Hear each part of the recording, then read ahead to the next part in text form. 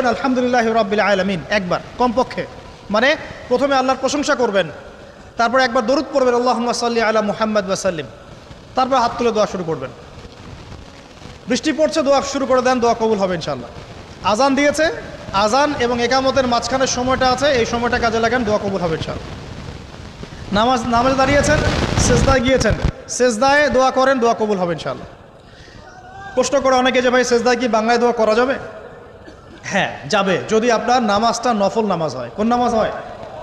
ফরজ নামাজে করবেন না, নফল নামাজে করতে পারেন ইনশাআল্লাহ।